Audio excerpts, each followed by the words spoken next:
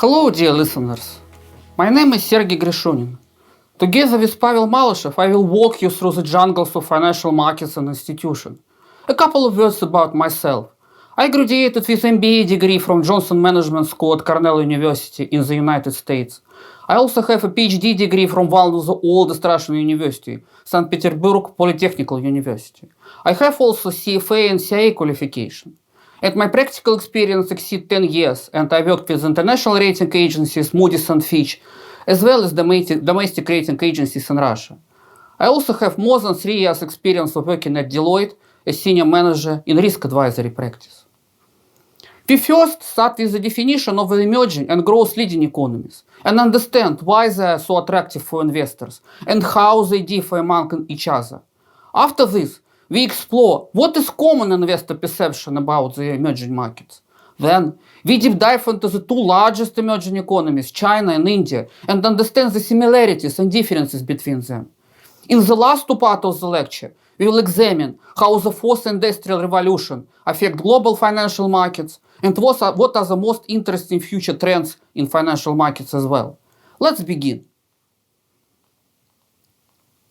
The term emerging market was first introduced in 1981 by Antoine van Agtmael from International Finance Corporation.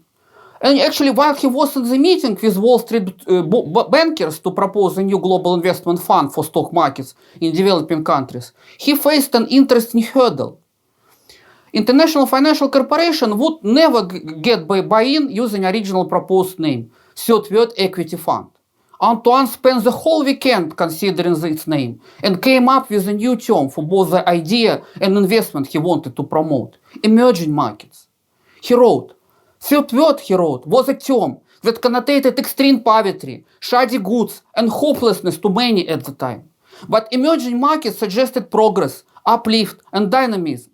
In other words, the emerging market is a market that has some characteristic of a developed market, but does not fully meet its standards. This includes markets that may become developed markets in the future, or were in the past. The emerging market term was refined by another great mind, by Russian economist and strategist Vladimir Quint, who wrote in the following in his 2009 book. He said, an emerging market country is a society transitioning from the dictatorship to a free market-oriented economy, with increasing economic freedom, gradual integration with the global marketplace, and with other members of the global emerging market. Emerging market country is associated with an expanding middle class, improving standard of living, social stability and tolerance, as well as increasing cooperation with multilateral institutions. There has been much talk of the booming emerging markets, how they will be drivers of the world economic growth in the next few decades, and how attractive will be their financial markets in the future. And usually, investors focus on China and India, undoubtedly important global economies. But nowadays, there is a wider discussion of other countries. Let's consider them in further details. In 2014, the Spain-based BBVA Research, which is a subsidiary of Banco Bilbao, defined the economies whose contribution to world economic growth over the next decade or so is expected to exceed the average of the leading industrialized nations, or G7.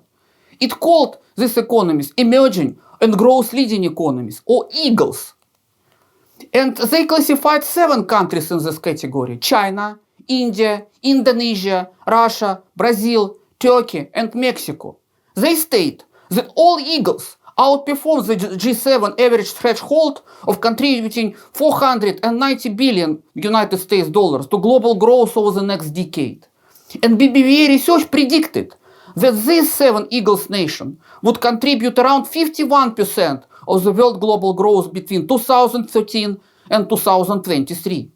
This is compared to 19% for the slow-growing G7 countries and 27% for the developed world as well in total.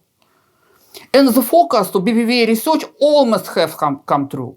In the period between 2013 and 2019, EAGLE nations outperformed G7 in economic growth, which is measured in GDP expressed in current international dollars, converted by purchasing power parity, or PPP, and GDP is the gross domestic product.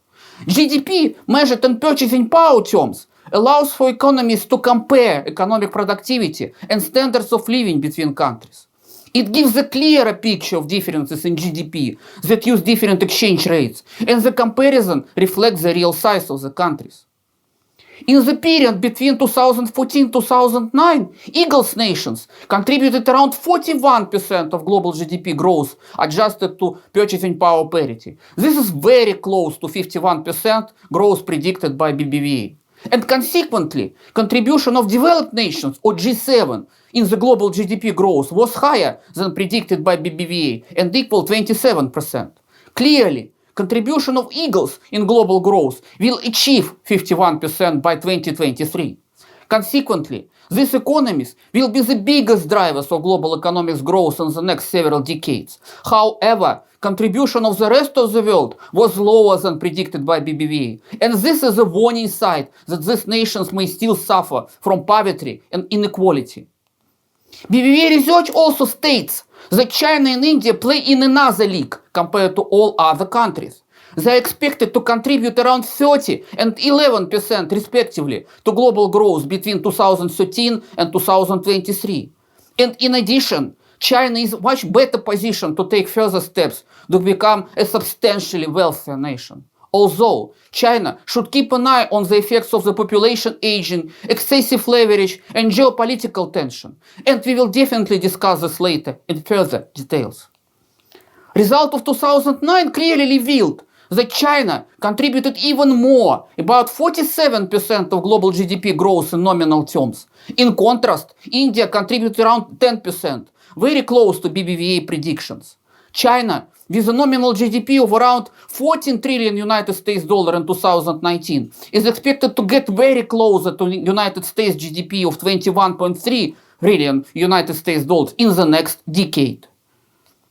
And the rest of Eagles nations' GDP, except Indonesia, are stagnated in 2014-2019. And let's consider examples.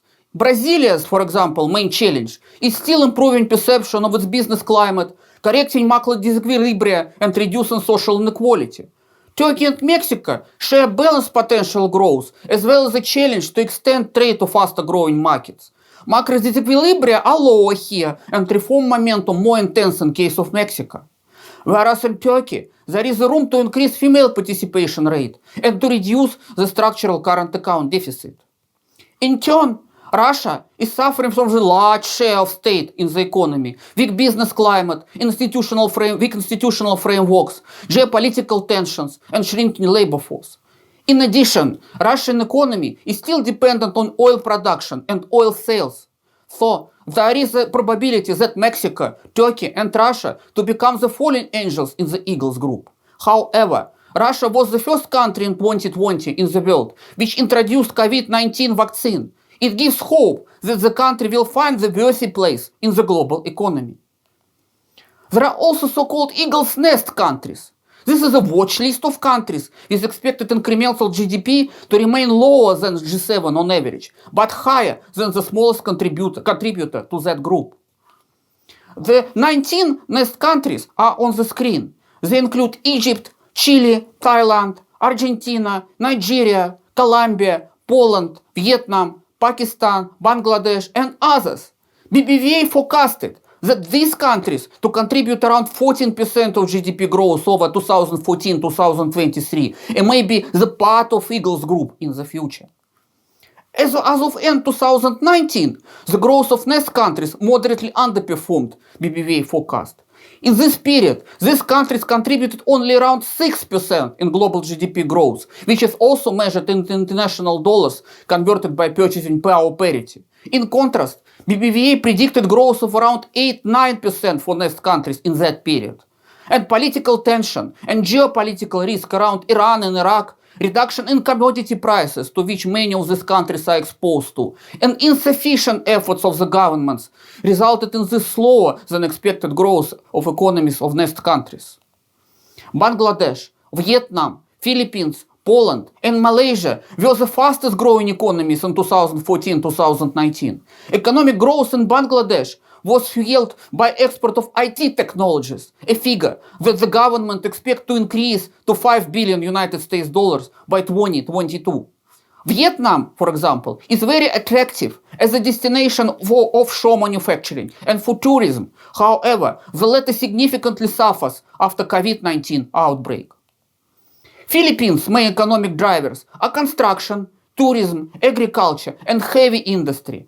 And Poland's economic golden age was fueled by large domestic market, early and deep economic reforms, and prudent policies.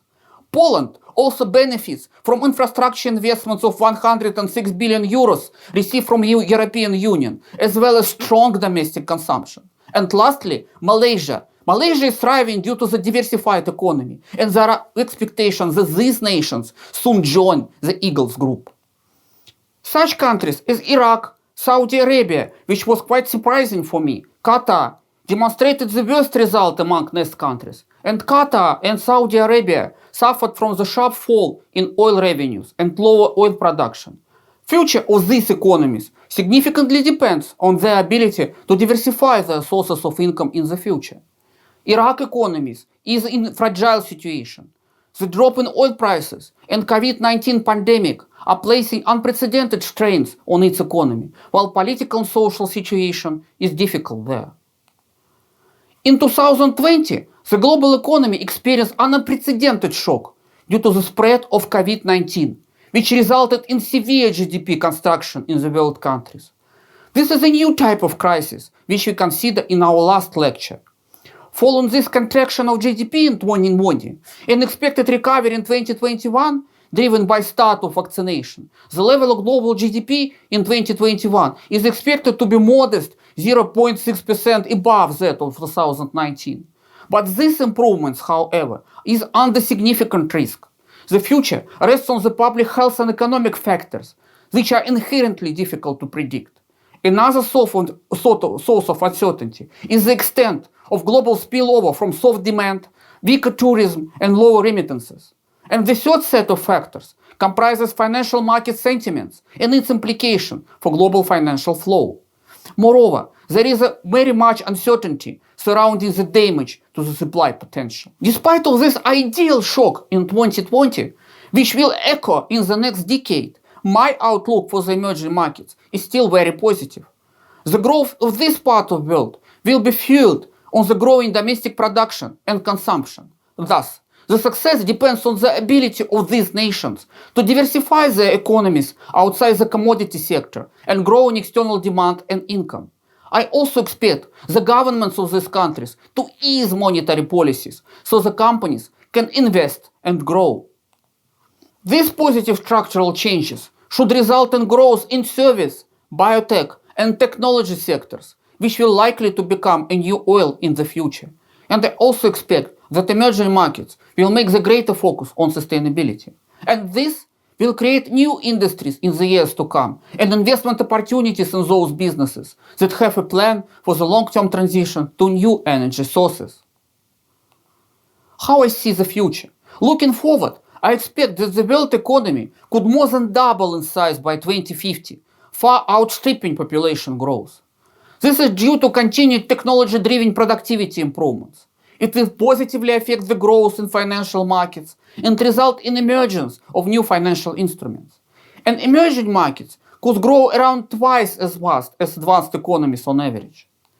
And as a result, 6 of the 7 largest economies in the world are projected to be emerging economies by 2050, led by China, the first, India, the second, and Indonesia, the fourth.